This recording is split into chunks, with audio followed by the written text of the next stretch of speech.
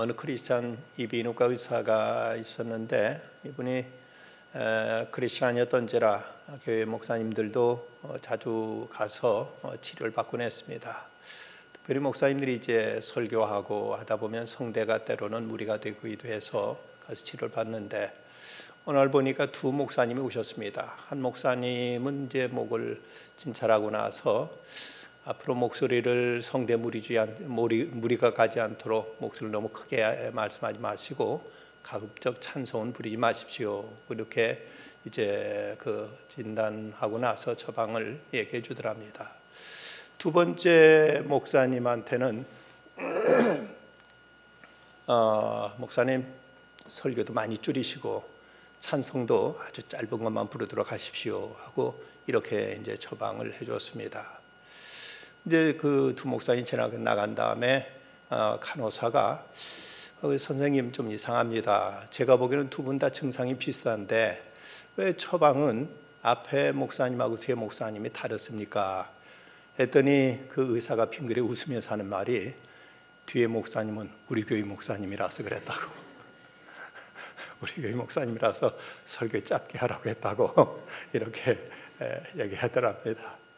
제가 감기에 걸리거나 목이 안 좋고 하면 최곤 집사님 의원에 가는데 최 집사님이 저한테 그런 얘기 안 하셔서 저는 그냥 평소 하던 대로 그냥 하겠습니다. 예수님이 12살 되셨을 때 예루살렘에 절기를 지키러 가셨죠. 한 주간 동안 절기를 지킨 다음에 이제 가족들이 급히 이제 고향 집으로 돌아갑니다. 그런데 하룻길을 가서 보니까 일행 중에 마땅히 있을 줄 알았던 예수님 보이지 않습니다. 요셉과 마리아는 정신없이 예수님을 찾으면서 마을마다 오던 길 전부 다 샅샅이 뒤지면서 골목골목 다 찾아보면서 그러면서 이 사흘길을 헤맨 그때 예루살렘까지 옵니다. 예수님께서 어디 계실까? 예루살렘 와서도 어쩌면 PC방도 가보고 어쩌면 오락실도 가보고 어쩌면 또 이제 그 놀이터도 가보고 12살 나이로서 가볼 만한 곳 곳곳이 다 뒤져봅니다. 그런데 거기가 없습니다. 마지막으로 성전을 가봤더니 예수님이 거기 계신 겁니다. 이 모습을 보고 마리아가 아이야 어찌야 이렇게 하였느냐, 내 아버지가 내가 얼마나 너를 찾았는지 아느냐 하고 이렇게 이제 힐난을 하듯이 이렇게 말했습니다. 그때 예수님께서 하신 말씀이 어찌하여 나를 찾으셨습니까? 내가 내 아버지 집에 있어야 될 줄 알지 못하셨습니까? 라고 이런 대답을 하십니다.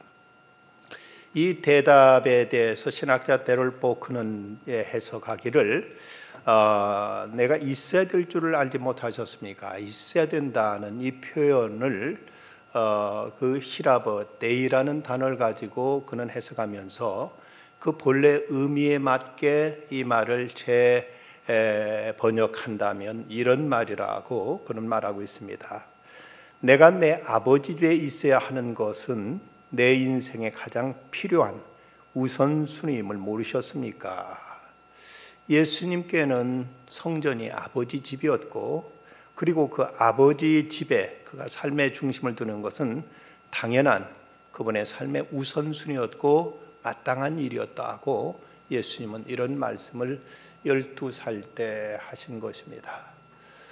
그런가 하면 예수님께서 요한복음 2장에 보면 성전 청소하시고 나서 이제 성전에 대한 예수님의 그 열정을 보고 나서 제자들이 표현한 것은 주의 전을 삼하는 열심이 나를 삼키리란 말씀을 이제 기억했다고 이렇게 표현하고 있습니다. 예수님께서는 어리셨을 적에도 그렇고 예수님은 또 공생애를 하시면서도 하나님의 집, 아버지 집을 삼하는 그 열정이 나를 삼키리라 하고 하신 말씀이 응하였다고 이렇게 표현한 걸 보면 예수님 어리셨을 때도 그리고 예수님 공생애를 시작하시면서도 하나님의 집, 하나님의 전, 아버지 집에서 이제 거하는 것, 이것이 그분의 가장 큰 열망이었고 또 그곳에서 하나님을 뵙고 하나님께 예배하고 하나님과 시간을 갖는 것이 최고의 가치였고 이것이 가장 이제 당연한 가장 필요한 것이었음을 예수님은 이렇게 말씀하신 것을 우리는 성경에서 찾아볼 수 있습니다. 우리에게도 이런 열심이 있는가? 우리에게도 이렇게 아버지 집을 향한 이제 간절한 사모함, 그리고 내가 아버지 집에 있어야 될 줄 알지 못하셨습니까? 이것이 내게 가장 필요한 것이고 가장 중요한 것이고 내 삶의 가장 우선적이고 가장 핵심적인 것이라고 과연 우리는 고백하고 있는가? 우리 자신을 돌아볼 필요가 있습니다. 에이 토저는 말하기를 예배에 실패한 그리스도인은 모든 인생에 있어서 실패한 것이다. 즉 그리스도인에게 실패라는 것은 예배 속에서 하나님의 영광을 온전히 체험하지 못할 때 오는 것이다고 이렇게 말했습니다. 우리가 예배 실패했다는 것은 단지 어떤 의식, 어떤 순서를 거쳐서 이제 개의송으로 시작해서 축도로 마치는 예배 순서에서 좀 서툴었거나 이것이 좀 잘못됐다는 정도가 아니라 우리 인생의 실패라고까지 에이토저는 이렇게 정의하고 있습니다. 우리가 이 땅에서 예배드리면서 살다가 그리고 천국 가서도 우리는 또 하나님 앞에 예배드리게 될 것입니다. 그런데 이 땅에서 예배가 우리에게 낯설고 서툴고 예배의 본질을 벗어나 있다면 천국 가서의 생활이 과연 편할까? 그곳의 생활이 과연 우리에게 기쁨과 영광이 될 수 있을까를 우리는 생각해 봐야 됩니다. 이 땅에서 하나님께 예배드리는 우리에게 가장 큰 영광이요 축복이요 특권이요 우리에게 가장 복된 것임을 우리가 체험하고 누릴 때 천국 생활이 우리에게 한없는 영광과 기쁨과 영락의 시간들로 이어질 것이지, 예배라는 늘 짜증스럽고 피곤하고 부담스럽고 거추장스러운 것으로만 생각되어진다면 천국 생활도 어쩌면 피곤하고 짜증스러운 생활로 이어지지 않을까 하는 이런 생각조차도 해볼 수 있습니다. 그렇다면 오늘 말씀을 통해서 우리가 생각해야 되는 예배의 본질, 예배의 핵심, 예배의 자세는 어떻게 해야 되느냐 하는 것입니다. 예배는 무엇보다도 하나님의 임재를 체험하는 것입니다. 오늘 말씀 보면 1절에도 그러고 4절에도 그러고 12절에도 그러고 거듭 임하여라는 말이 거듭 반복되고 있습니다. 임했다, 하나님의 말씀이 임했다, 두려움이 임했다, 임했다는 말이 이렇게 이제 거듭 반복되고 있는 것은 바로 우리 예배 중에 하나님이 친히 찾아오신다, 하나님의 친히 이곳에 거하신다는 이런 의미를 담고 있는 것입니다. 사람이 참 변화된다는 것은 대단히 어렵습니다. 목회하면서도 늘 고민되는 것은 참 사람이 변화가 어렵다는 이런 생각을 갖게 됩니다. 그런데 어느 순간에 보면 사람이 갑작스럽게 변화된 모습을 봅니다. 그 모티브가 뭘까? 바로 하나님의 체험입니다. 하나님, 살아계신 하나님, 하나님의 임재를 경험하고 하나님의 실존을 체험한 사람들은 놀랍게 변하는 것입니다. 그런데 일상생활 속에서 얼마나 사람들이 변하기가 어려운지, 어떤 그런 일이 있었다고 합니다. 한 도시 처녀가 시골에 있는 총각하고 이제 교제 끝에 결혼 얘기가 나왔는데 이제 그 시어머니 될 시골 그 총각의 어머니가 한번 시골 한번 내려봐라 해서 시골에 내려갔습니다. 내려갔더니 이제 마침 고추를 수확하는 철이라서 너 이것 좀 이제 고추 좀 따봐라 했더니 이제 고추를 땁니다. 고추를 따다가는 이제 그 잠깐 피곤해 쉬는 시간에 쉬는데 앉아 있는데 고추를 딱 이 두 손가락에다 이렇게 끼우고 있더랍니다. 너 지금 뭐 하고 있냐? 아이고 어머니 하더니 고추를 싹싹 바닥에다 비비더라는 것이죠. 참 이렇게 버릇이 끊는다는 것이 참 어렵습니다. 고추를 손가락 끼다가 이제 너 지금 뭐 하고 있냐니까 바닥에다 쓱쓱 비빈 모습을 보면 평소에 이 아가씨가 얼마나 애연가를 알 수 있는 대목이죠. 사람이 이렇게 변하기가 어렵지만 그러나 하나님을 체험한 사람들은 놀랍게 사람이 변하는 것을 볼 수가 있습니다. 엠마오를 향해서 이제 모든 희망을 다 이제 내려놓은 채 더 이상 어떤 기대도 어떤 이제 바라는 것도 없다는 이제 더 이상 무엇도 이 꿈도 다 접은 채 쓸쓸하게 낙향하던 두 제자, 저들이 발걸음이 갑자기 바뀌어진 것, 저들이 그 어두워지는 석양에 저 고향에 내려가던 발걸음이 새롭게 동토는 예루살렘을 향하여 힘찬 발걸음으로 옮겨진 것은 그 모티브, 그 변화의 계기는 바로 부활하신 예수를 만났기 때문이었습니다. 예수님을 만나게 되면 우리들의 모든 절망이 희망으로 바뀌게 되고 우리들 모든 어둠이 빛으로 바뀌게 되고 우리들의 침체가 참으로 이제 열정으로 타오르게 되는 모습들을 많은 그리스도인들의 삶의 체험을 통해서 이제 우리는 엿볼 수가 있습니다. 삭개오, 그는 키가 작다는 컴플렉스 때문에 그는 이제 사람들 앞에 행세할 수 없었고 누구 앞에 떳떳이 나설 수 없게 되자 이 컴플렉스는 보상심리였는지, 그럼 세상에 돈이 있으면 누가 나를 무시하랴, 이래서 그는 세리장이 되어서 악착스럽게 돈을 모았고 그는 이제 그 누구 부럽지 않게 많은 재산을 모았지만 그래도 그 마음속에는 늘 어떤 열등의 의식에 젖어 있었을 그때 예수님을 만나고 예수님을 모시게 되지요. 그리고 나서는 그의 그동안 다쳤던 마음, 이웃을 향해서 그는 철저하게 이제 모든 걸 착취하고 빼앗고 내 것만 챙기려던 마음이 완전히 변화돼서 이제 자기가 토색한 거 있으면 4배나 갚겠습니다. 내 재산의 절반을 얘가 어려운 사람들이 나눠주겠습니다 라고 이렇게 말할 수 있었던 그 계기가 뭔가, 바로 예수님을 만났기 때문이었습니다. 그렇다면 우리가 예배를 통해서 우리가 추구해야 될 것, 우리가 참으로 소망할 것, 우리가 기대하고 바라야 될 건 뭔가, 바로 예배 중에 임하시는 하나님, 예배 가운데 가시는 하나님, 그리고 내게 말씀하시는 하늘의 음성을 듣는 것, 이것이 예배에 있어서 핵심이요, 예배에서 가장 중요한 요소입니다. 만약 이것이 없다면, 이것을 기대하지 않는다면 목사의 설교는 하나의 강연에 지나지 않습니다. 사람 강연 들어서 좀 좋을 수도 있겠지만 그것이 어쩔 것입니까? 그러나 살아계신 하나님께서 우리 가운데 오셔서 친히 말씀하시고 나를 만나주시고 내게 친히 말씀해 줄 때 여기에서 내 인생이 바뀌게 되고 내 삶이 새로워지면서 이러면 예배의 감격 속에 우리는 이제 젖어들 수 있게 되는 것입니다. 미국 보스턴에 그곳에 이제 상당히 큰 교회가 있는데 거기 A.J. 골든이라는 목사님이 계셨습니다.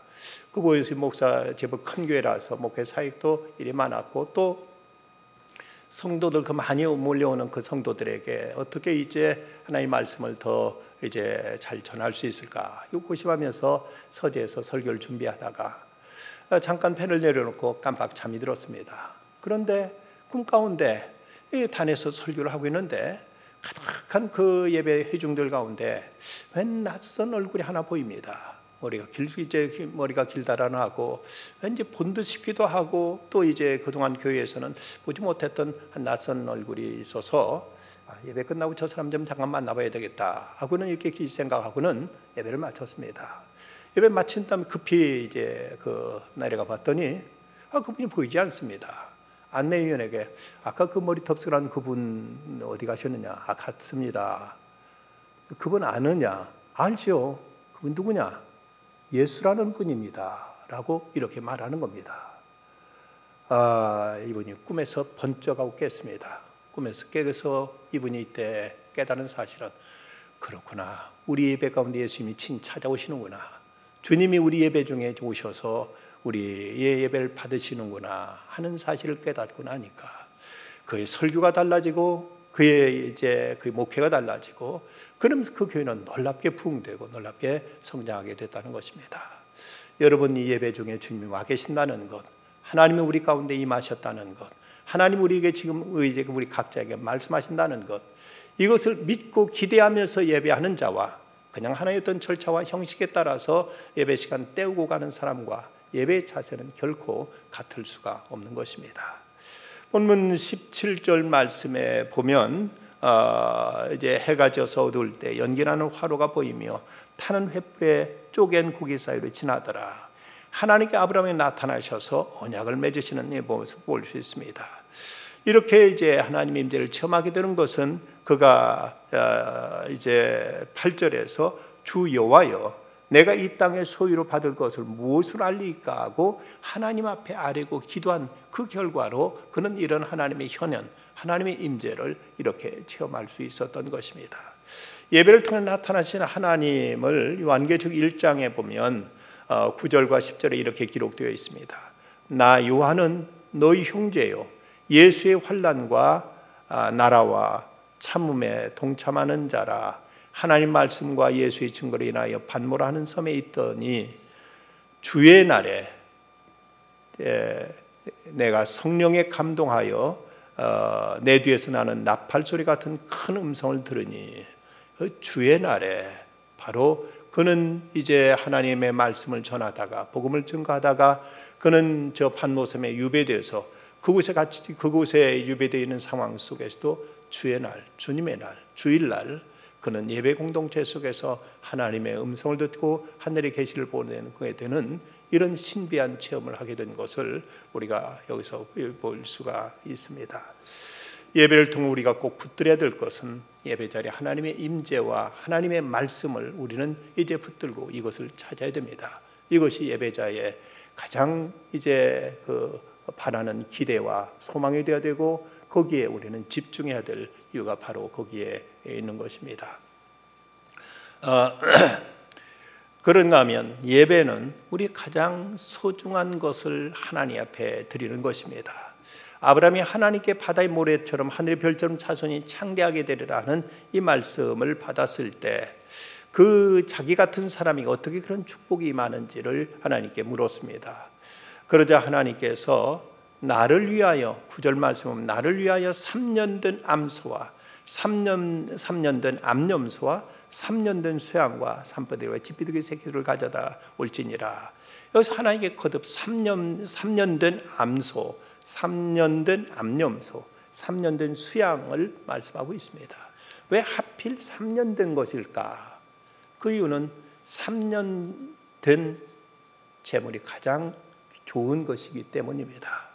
너무 오래된 것도 너무 어린 것도 아니라 3년쯤 되면 적당히 컸고 재물로서 가장 좋은 재물이 바로 3년 된 것이기에 3년 된 암소, 암염소 그리고 3년 된 소를 가져와서 내게 재물로 바치라 하는 이런 하나님 말씀을 하시는 것입니다. 그러나 우리는 지금 이 시대는 이제 그 소를 또 염소를 하나님 앞에 제물로 드리는 이런 희생 제사를 드리는 이제 신약 그런 구약의 시대는 지나갔고 우리는 이 신약의 시대를 살고 있습니다. 그렇다면 우리들이 드려야 될 제사는 무엇인가? 로마서 12장 1절 그러므로 형제들아 내가 하나님의 모든 자비하심을 너희를 권하노니 너희 몸을 하나님이 기뻐하시는 거룩한 산제물로 드리라. 이는 너희가 드릴 영적 예배니라고 말씀하고 있습니다. 바로 우리 자신을 드리는 것, 우리 자신도 마음을 드리는 것이 아니라 그저 마음만 드리는 것이 아니라 우리 몸, 우리 존재를 하나님 앞에 드려야 된다고 말씀하고 있습니다. 우리가 진정한 예배를 드리기 위해서는 하나님이 어떤 분이신지를 우리는 알아야 됩니다. 하나님이 어떤 분인가를 알지 못하면 우리는 하나님께 온전한 예배, 합당한 예배를 드릴 수가 없게 됩니다. 예배를 영어로 worship이라고 합니다. worship이란 말은 worth 가치라는 말에서 이제 유래되었습니다. 이것은 이제 우리가 예배를 드림에 있어서 참된 가치를 알아야 된다는 것인데 요한복음 4장 9절에 이하에 보면 주님을 옹유하고 있는 수많은 천사들과 24장로가 하나님께 경배드리는 장면이 나타납니다. 그 생물들이 보좌에 앉아서 세세토록 살아계시는 이에게 영광과 존귀와 감사를 돌릴 때 24장로들이 보좌에 앉으신 이 앞에 엎드려 세세토록 살아계신 이에게 경배하고 자기의 관을 보좌 앞에 드리며 이르되 엎드려 경배한다 하고 나오고 있는데 그 이어지는 말씀 11절에 보면 우리 주 하나님이여 영광과 존귀와 권능을 받으시는 것이 합당하오니 주께서 만물을 지으신지라 만물이 주의 뜻대로 있었고 또 지으심을 받았나이다 하더라. 이 합당하다는 말이 영어로 worthy라는 단어로 바로 가치에 해당되는 worthy에서 나온 말입니다. 하나님 우리에게 영광과 존귀와 능력을 받으실 만한 가치가 있으신 분입니다 라는 것입니다. 하나님은 우리들의 모든 존귀, 우리들의 경배, 찬양, 내게 있는 가장 선한 것들을 받으시기에 합당하신 그런 가치가 있으신 분이다. 왜 하나님은 그런 가치가 있으신 분인가? 이 말씀 때문에 만물이 주의 뜻대로 지었고 또 지으심을 받았나이다 하더라. 하나님은 창조주 하나님이시기 때문에, 하나님은 내 존재를 존재케 하신 분이기 때문에 하나님 그런 경배와 찬양을 받으셔야 됩니다. 우리는 내 생명을 이 땅에 존재케 한, 이 땅에 나오도록 이제 그 통로가 되신 부모님을 공경하고 부모님을 우리가 이제 존귀하게 모셔야 될 책임이 있습니다. 만약 자식으로서 부모를 무시하고 부모를 경홀히 여긴다면 자기 존재를 부정하는 것이고 자기 존재를 무시하는 것이 되고 마는 것입니다. 나를 존재케 하신 부모님, 그분에 인해 내가 존귀되었다면 마땅히 그분을 공경하고 받드는 것이 자식으로 마땅한 도리일진데, 하물며 온 우주 만물을 창조하시고 이걸 존재케 하신 그 창조 모든 존재의 근원 되신 그분께 합당한 경배와 찬양을 올린다는 것, 예배를 드린다는 것, 너무 당연한 일이고 너무 이것은 이제 우리에서 이건 필수적인 일이라고 말할 수밖에 없을 것입니다. 또 그런가 하면 우리 하나님은 우리를 죄에 빠져 있을 때 구원하시기 위해서 당신의 가장 값비싼 가장 소중한 가치를 희생하시면서 우리를 구원해 주셨습니다. 그것이 바로 독생자 예수 그리스도를 십자가에 못 박으시면서, 그러면서 우리를 구원하셨고 우리를 이제 당신의 사람으로 당신의 자녀로 삼아 주셨다면, 그렇다면 우리는 마땅히 그분께 합당한 영광을, 합당한 이 경배를 드리는 것, 이건 너무나 마땅하고 당연할 것입니다. 오늘 말씀에 보면 하나님께 아브라함에게 왜 그의 가장 소중한 것을 요구하셨을까? 나는 오늘 너를 너되게 하였다는 이런 의미입니다. 아브라함은 저 갈대 우르에서 아무 뜻 없이 그렇게 살던 사람이었는데, 근데 하나님께서 오늘 그에게 나타나셔서 너는 너희 본토 친척 아버지 집을 떠나서 내가 너에게 지시할 땅으로 가라. 이래서 그는 아브라함의 삶은 완전히 새로운 이제 하나님의 소명 가운데 이제 새로운 삶으로 이제 바뀌어집니다. 그저 어쩌면 짐승처럼 태어나서 짐승처럼 그들의 쓰러지고 말 이런 인생이 하나님께로부터 부름을 받아서 이제 하늘에 잇대진 새로운 생명으로서의 그 삶이 이제 완전히 거듭나고 완전히 변화된 것입니다. 그래서 이제 하나님 앞에서 하나님 모든 약속과 하나님께서 그에게 주신 그 귀한 소중한 축복들과 하나님께 주신 그 소명들, 이것을 이제 부여하는 이런 존재로 그가 새롭게 거듭났기에 그 하나님께 경배를 드리고 그 하나님 앞에 이제 가장 귀한 것으로 그분을 섬긴다는 것은 너무 당연하고 너무 마땅하고 너무 이제 이것은 합리적인 이야기가 될 것입니다. 우리의 예배를 통해서 우리는 하나님 앞에 내 자신을 드리며 내게 가장 소중한 것으로 주님을 영화롭게 드리는 것, 이것이 바로 우리의 예배의 자세야 된다는 것을 성경 우리가 가르쳐주고 있습니다. 그런가 하면 예배는 하나님의 인도하심을 믿고 따라가는 삶이라고 말할 수가 있습니다. 오늘 말씀 보면 하나님께서 제사 드리러 나오는 아브라함에게 그 미래를 설명해 줍니다. 그가 어떤 죽음이 어떻게 할 것이며 그 후손이 어떻게 살 것이며 이제 바로 아브라함에게 예배를 통해서 그에게 이렇게 계시해 주시는 것입니다. 그 땅에 아브라함이 이제 어떻게 될 것인가, 그 땅에 대해서 후손들이 얼마 동안 이방에 가서 계기되고 그곳에서 이제 있다가 나올 것인가 등 이런 것들을 이제 말씀하시는 것입니다. 이런 말씀을 통해 아브라함이 하나님 앞에 제사 드리고 그리고 나서 그 이어지는 그 삶에 대해서 하나님께 말씀하신다면, 우리들의 예배도 단순하니 한 시간이 여기서 드려진 예배로 끝나는 것이 아니라 하나님의 말씀을 붙들고 하나님의 말씀에 따라서 우리들의 구체적인 삶의 현장으로 그 말씀을 우리가 붙들고 나가서 말씀을 쫓아 살아가는 삶으로 우리의 삶은 이어져야 되는 것입니다. 예배 시간은 예배 시간이고 끝나고 나면 내 시간이라는 이런 이분법적인 이런 구분을 하기 때문에 예배가 빨리 끝났으면 하는 생각들을 갖게 되는 경우가 많습니다만은, 그건 어쩌면 우리는 예배가 끝나면 예배를 통해서 주신 말씀을 붙들고 삶의 현장 속에 하나님의 임재를 경험하면서 하나님의 말씀을 따라 살아야 될 더 큰 책임과 더 큰 사명이 우리에게 부여됩니다. 그러기에 우리는 예배가 끝나기만 바라고 끝나면 이제 그때부터 내 시간이다, 와 살았다 하고 이렇게 우리가 뛰쳐나가는 것이 아니라 더 엄숙하게, 더 거룩하게, 더 진지하게 우리는 삶의 현장 속에 나가서 예배를 통해 우리에게 주신 말씀을 그 삶의 현장 속에 실천하면서 그 말씀을 붙들고 살아야 될 이런 이제 책임이 우리에게 또한 주어진다는 사실입니다. 스코틀랜드 격언 가운데 이런 이야기가 있습니다. 어떤 주일 한 교회 누가 찾아와서 묻습니다. 예배가 끝났습니까? 그러다 마당을 쓸던 사람이 대답하기를, 하나님께 드리는 예배는 끝났지만 사람들에게 하는 봉사는 이제 막 시작됐습니다 라고 말합니다. 하나님 앞에 나와서 우리가 이 시간 경배와 찬양을 통해서 우리가 하나님 앞에 예배를 드렸으면 그 하나님께 받은 말씀과 하나님께 부여하신, 우리에게 부여하신 그 소명을 따라서 우리는 이제 세상에 나가 세상을 섬기며 우리가 봉사하는 삶으로 이어져야 됩니다. 예배를 영어로 worship이라고도 하지만 또 다른 말로는 서비스라고도 합니다. 이 서비스라는 말은 그 글자 그대로 봉사한다는 것이죠. 하나님께 봉사하고 또 세상에 나가 봉사하고, 봉사가 곧 이제 예배가 됩니다. 히브리어로 예배를 나타내는 단어 가운데에서 에베드라는 단어가 있습니다. 이 말의 원래는 밭간다, 경작한다, 또 섬긴다는 이런 뜻을 가지고 있습니다. 우리가 하나님 앞에 나와서 공식적으로 예배드리는 것을 헬라어로 프로스코네어라고 해서 발 앞에 엎드려 절한다는 의미가 있지만, 그러나 또 하나는 우리는 세상에 나가서 이제 섬기고 봉사하는 일을 통해서 우리 예배는 계속 되어진다는 것입니다.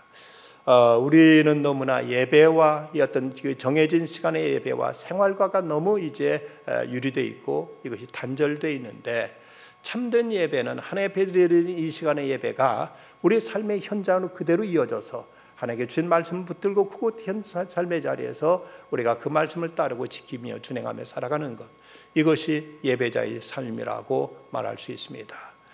한스 퀸이라는 신학자는 말하기를, 사제나 목사들이 교회를 향해서 파송된 성직자라면 성도들은 세상을 향해서 파송된 성직자들이다 라고 말했습니다. 여러분들은 세상에 나가서 성직자처럼 그들에게 하나님의 말씀을 전하고 그들에게 그리스도의 사랑을 증거하고 그들에게 이제 어떻게 하나님을 알 것인가를 보여주고 나타내야 될 하나님의 성직자로서 세상에 파송되고 있다는 사실을 우리는 잊지 말아야 될 것입니다. 지금부터 약 1700년 전에 살았던 요한 크리소스톰은 말하기를, 너희 몸을 하나님이 기뻐하시는 거룩한 산제사를 드리라는 말씀을 그는 이렇게 설명하고 있습니다. 여러분은 눈으로 하여금 나쁜 것을 쳐다보지 못하게 하십시오. 그러면 그 눈은 산제물이 되는 것입니다. 혀로 하여금 누추한 말이나 다른 사람을 향한 악한 말 못하게 하십시오. 그러면 그 혀가 산제물이 되는 것입니다. 손이 무법한 일을 못하게 하십시오. 그러면 그 손은 산제물이 되는 것입니다. 그렇지만 그것으로 충분하지는 않습니다. 손으로 다른 사람을 도우십시오. 그리고 나를 향해 비난하고 욕하는 자들을 내 입으로 축복하십시오. 눈은 하나님 말씀을 읽으십시오. 그리고 머리로는 그 말씀을 묵상하십시오. 그러면 그 삶은 하나님이 기뻐하시는 온전한 제물이 될 것입니다 라고 이렇게 말했습니다.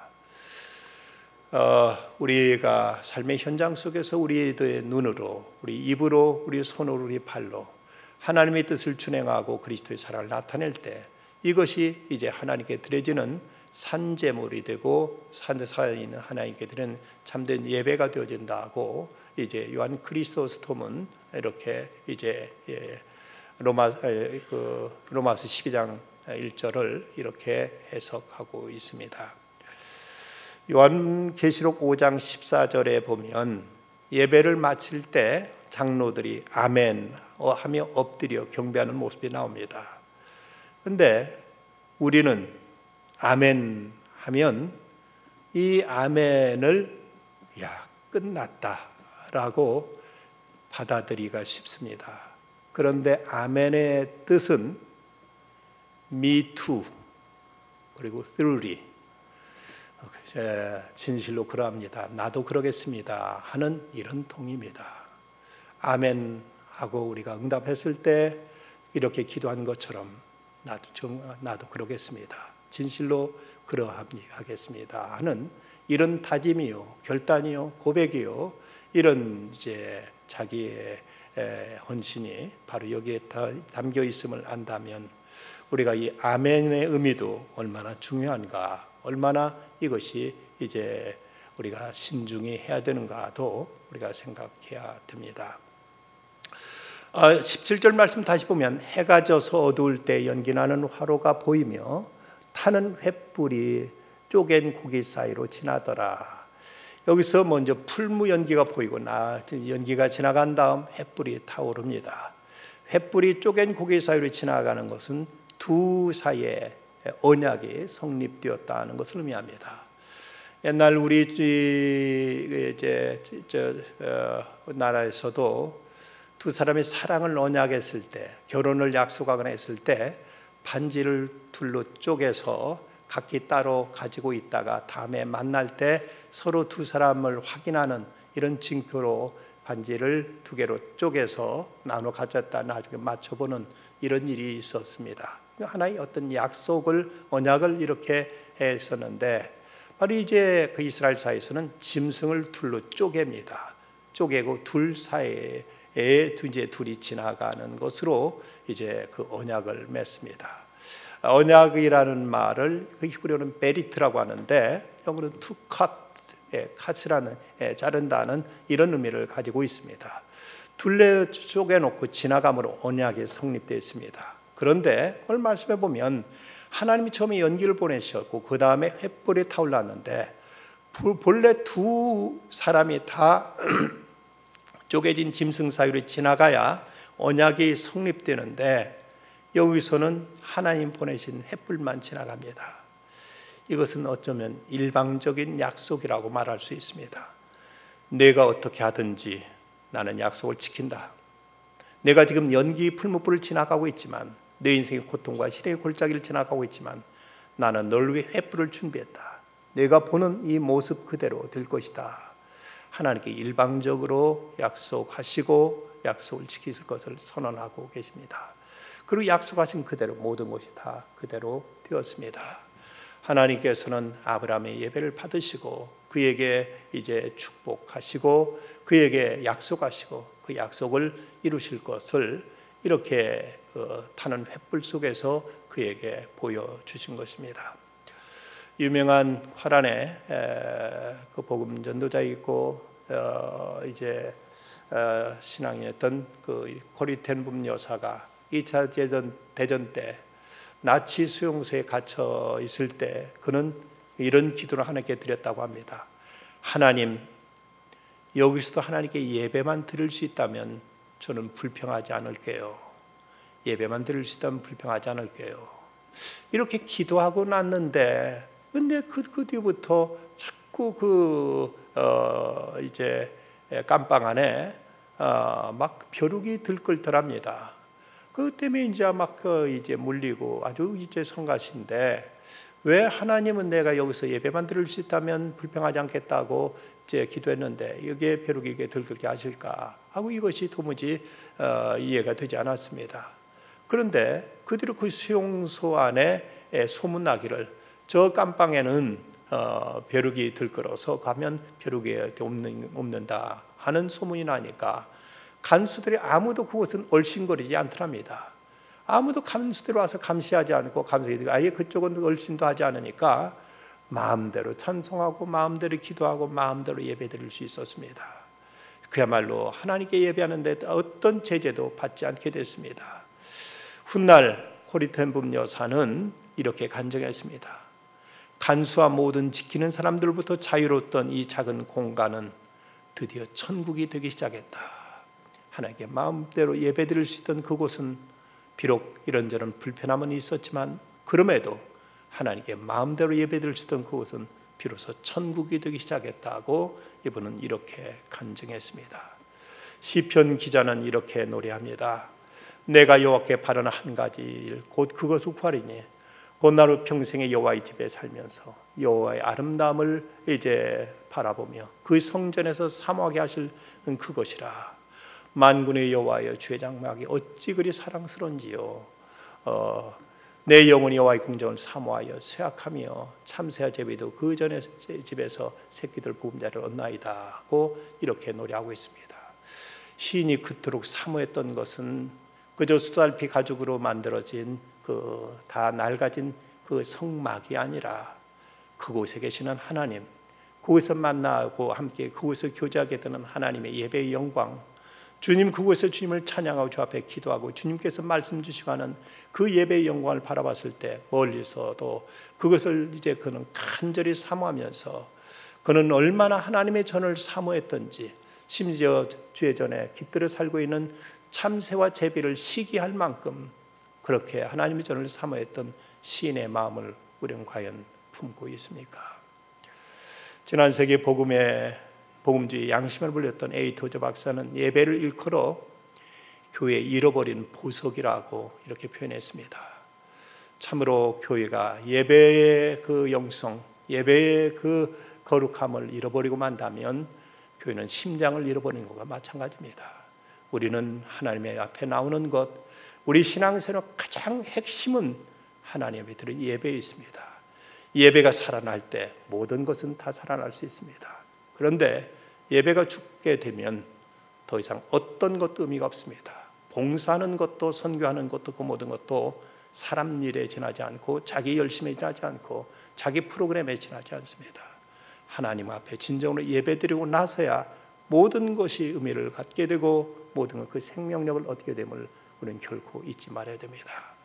우리는 예배를 통해서 하나님의 임재를 체험할 것이요, 예배를 통해서 내 자신을 주 앞에 드리면서 주님을 우리가 영화롭게 할 것이요, 그 예배를 통해 만난 하나님의 이제 임재와 영광과 하나님 주신 말씀을 삶의 현장 속에서 우리는 실천하며 살아갈 것입니다. 그럴 때 하나님은 우리가 어느 곳에 있든지 무엇을 하든지 어디에서든지 하나님은 우리가 동행하시고 우리를 지키시고 돌보시고 우리와 함께 하실 것이며, 우리가 이 땅에 그 어떤 이제 사망의 음침한 골짜기를 지날지라도 해받지 않도록 우리가 주의 지팡이의 막대기로 우리를 안위하시고 영원히 주의 집에 가도록 우리를 끝내 이끌어 줄 것입니다. 그날을 사모하고 바라보면서 이 땅에 살아있는 동안 하나님 앞에 늘 경건하게 예배하며 주님을 섬기는 중에 날마다 하나님이 함께 하시고 돌보시고 지키시고 베푸시는 하늘의 풍성한 은사가 우리 가운데 충만하기를 간절히 기원합니다. 기도하시겠습니다. 고마우신 아버지 하나님, 오늘도 세상에 바쁘다는 구실로 다른 핑계 대지 않고 주 앞에 달려 나올 수 있도록 믿음 주신 것 감사합니다. 주 앞에 나와서 하나님의 말씀이 임하는 것을 경험하고 하나님께 저에게 찾아오셔서 위로해 주시고 격려해 주시고 저를 붙잡아 주시는 그 은혜를 날마다 체험하며 살아가는 저희들 되게 해 주시옵소서. 주 앞에 늘 저희 자신을 드려 주님을 영화롭게 해드리며 이제는 하나님께 주신 말씀 세상에 나가서 그 말씀 지켜 준행하며 살아가는 중에 하나님이 성전 안에도 계시고 저희들의 가정에도 계시며 직장과 일터에도 계시고 길거리에도 저희가 통행하시면서 늘 저희를 안위해 주시고 저희들을 지켜주시며 저희들을 항상 붙잡아 주시고 저희들 가운데 주님의 영광을 드러내 주실 줄 믿습니다. 항상 이 은혜로 끝까지 승리하는 저희들 되게 해주시옵소서. 곧 이어서 진행될 성경학교와 수련회를 축복해 주시고 단기 선교에도 크신 능력을 나타내 주시옵소서. 예수님의 이름으로 간절히 기도드리옵나이다. 아멘.